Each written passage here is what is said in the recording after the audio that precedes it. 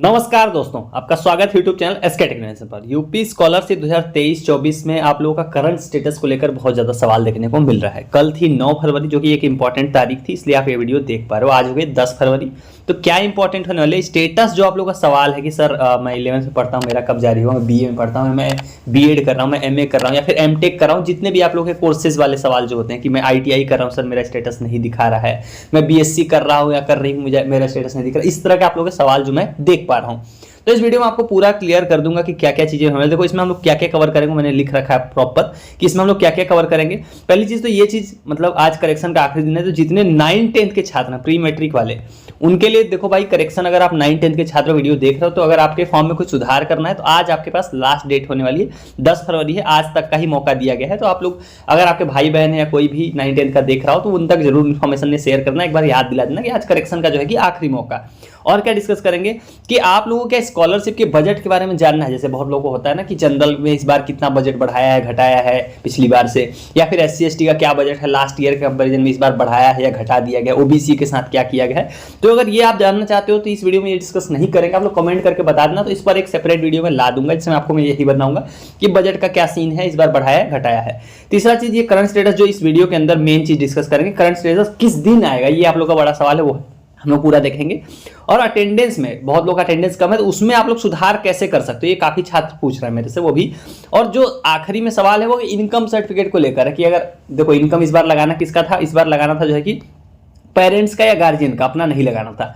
तो ऐसे में जिन्होंने अपना लगाया उनके बड़े सवाल है कि सर इनकम हम लोग चेंज कैसे कर सकते हैं, तो वो हम लोग इस वीडियो के अंदर डिस्कस करेंगे। तो फटाफट वीडियो को सभी लोग लाइक कर दीजिए, और चैनल पर पहली बार आप वीडियो देख रहे हो या फिर वीडियोस देखते हो सब्सक्राइब नहीं करा है तो तुरंत सब्सक्राइब कर लो, क्योंकि अब करंट स्टेटस जारी होने के बाद आपको इस चैनल की नीड जरूर पड़ने वाली है। मेरे को भी सपोर्ट हो जाएगा और आपको भी सपोर्ट हो जाएगा। तो चलिए, आपने सब्सक्राइब कर लिया, बात करते हैं लाइन से एक एक चीजों पर। तो करेक्शन का तो मैंने आपको पहले ही बता दिया कि देखो करेक्शन का आज है आखिरी दिन, तो जितने भी छात्र हैं वो बता दें कि 10 फरवरी तक मौका था और आज हुई है 10 फरवरी, तो ये पहली चीज हो गई।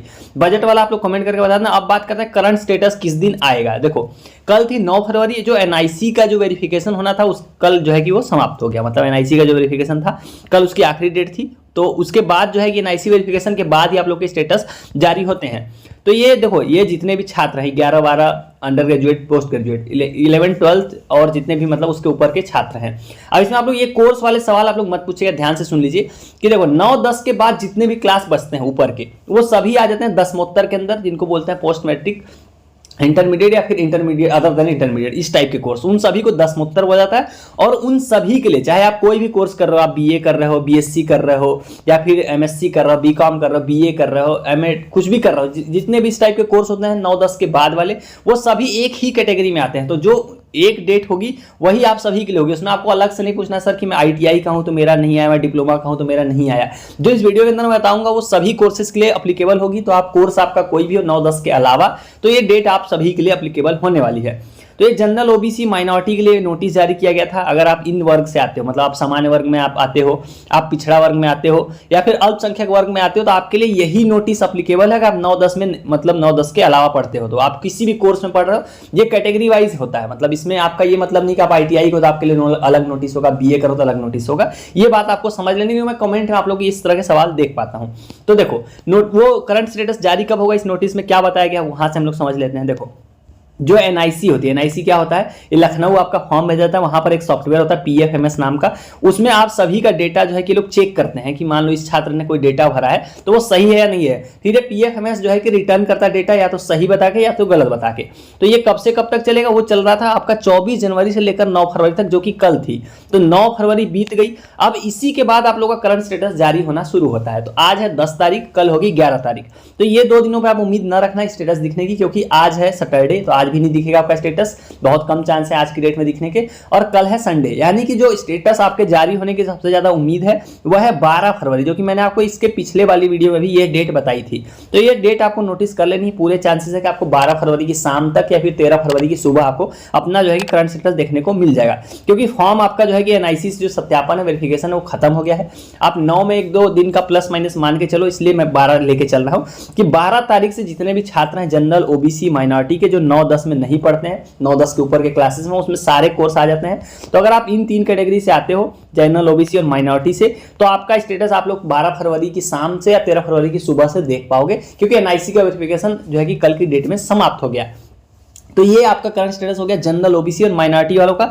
एससी एसटी वाले छात्र सोच रहे होंगे भाई उनका क्या है, तो उनका भी सेम ही डेट है, बस उनके लिए नोटिस अलग जारी हुआ पर डेट सेम ही होने वाली है। देखो ये नोटिस किसके लिए, ये है एससी एसटी कैटेगरी के छात्रों के लिए। अगर आप अनुसूचित जाति अनुसूचित जनजाति से हो तो आपके लिए ये वाला नोटिस अप्लीकेबल है जो समाज कल्याण जारी किया गया था।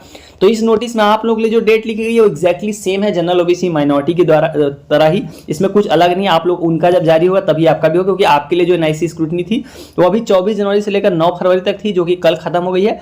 और जो है कि आपका भी करंट स्टेटस 12 फरवरी के आसपास आपको भी देखने को मिल जाएगा। एग्जैक्ट डेट इसलिए कमिट कर पाना मुश्किल होता है क्योंकि सरकारी काम आपको मालूम है 1 दिन का 2 दिन का ऊपर नीचे ये हो जाता है। तो लगभग आप मान सकते हो कि 12 फरवरी या 13 फरवरी आपको अपना करंट स्टेटस देखने को मिल जाएगा। तो ये वो डेट थी करंट स्टेटस के जो आपके सवाल थे। उम्मीद करता हूं आपको पूरा क्लियर हो गया होगा कि आखिर में कैसे चलता है और करंट स्टेटस कैसे जारी होगा। अब आप कमेंट में ये चीजें मत पूछना जो मैंने आपको शुरू में कमेंट करने को बोला है, वो जरूर बताना कि बजट को लेकर मतलब आप वीडियो देखना चाहते हो या नहीं। ये बात हो गई हमारी अब करंट स्टेटस को लेकर। अब बात करते हैं इसके अलावा जो आप लोगों के इंपॉर्टेंट सवाल हैं उन पे हम लोग चलते हैं। ये भी हमने कवर कर लिया, करंट स्टेटस किस दिन आएगा तो ये मैंने आपको रफली बता दिया 12 या 13।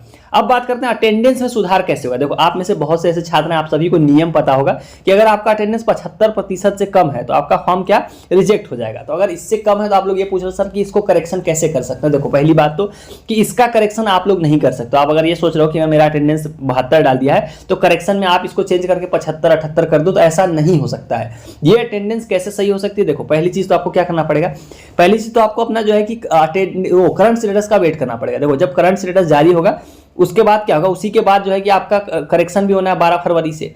तो ये करेक्शन कर कौन सकता है, अगर आप अटेंडेंस में कुछ सुधार करना चाहते हो, अगर अटेंडेंस में आप चाहते हो कि आपका इंप्रूवमेंट हो जाए, कुछ चेंज हो जाए, तो ये सिर्फ और सिर्फ एक ही पार्टी वो है आपका कॉलेज, जिन्होंने ये अटेंडेंस फिल करा है। तो आपको उनसे कांटेक्ट करना है, वही लोग इसको सही कर सकते हैं और वो भी उसी करेक्शन विंडो के दौरान ही कर सकते हैं। तो आपको कहाँ कांटेक्ट करना है, आपको जाना है अपने कॉलेज, वही आपका करेक्शन सुधार कर सकते हैं। तो ये आपका, उम्मीद करता हूं आपका सवाल का जवाब मिल गया होगा कि जो करेक्शन है अटेंडेंस है वो आप लोग चेंज नहीं कर सकते हो, क्योंकि अटेंडेंस है कॉलेज के हाथ में और वही लोग इसको मॉडिफाई कर सकते हैं। तो जितने अटेंडेंस वाले छात्र हैं चुपचाप कॉलेज से कांटेक्ट करें, वो करेक्शन विंडो 12 फरवरी से खुलेगी, उसी टाइम पे वो लोग कर सकते हैं। तो ये हो गया आपका अटेंडेंस वाला सवाल। अब बात करते हैं इनकम सर्टिफिकेट वालों का क्या होगा। देखो जिन्होंने लगा दिया है, मान लो अब यहाँ पर 2 कैटेगरी होगी। 2 कैटेगरी कैसी होगी कि अभी आपको मालूम है इस बार से नियम इन्होंने बदल दिया। नियम इसमें ये बदल दिया कि इस बार से जितने भी छात्र हैं इनकम किसका लगाना है, फादर का लगाना है। आप सभी को मालूम है फादर का, पेरेंट्स का या गार्जियन का लगाना है, ये आपको लगाना था।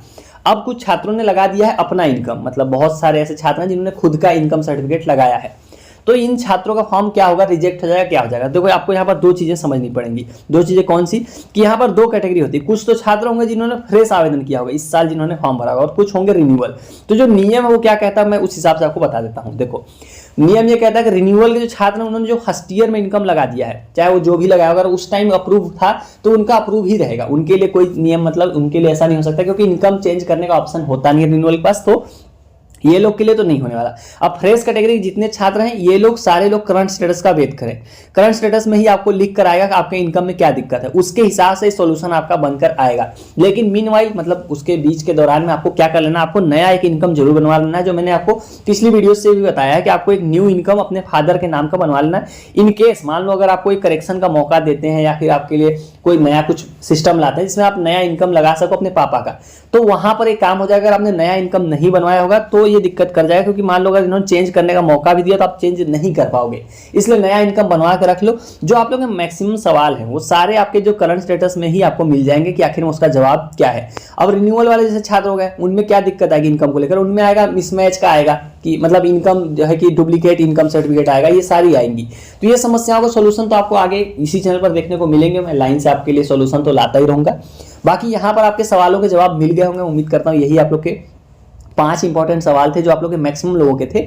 मैंने सारे ही कोशिश की अपनी तरफ से कि पूरे कवर कर लूँ और पूरे आपको समझा दूँ। तो चलिए गाइस वाली वीडियो में इतना ही। उम्मीद करता हूँ वीडियो इन्फॉर्मेटिव लगी हो। वीडियो को सब लोग लाइक करके जाना। So thank you for watching, stay tuned to SK टेक्नोवेशन।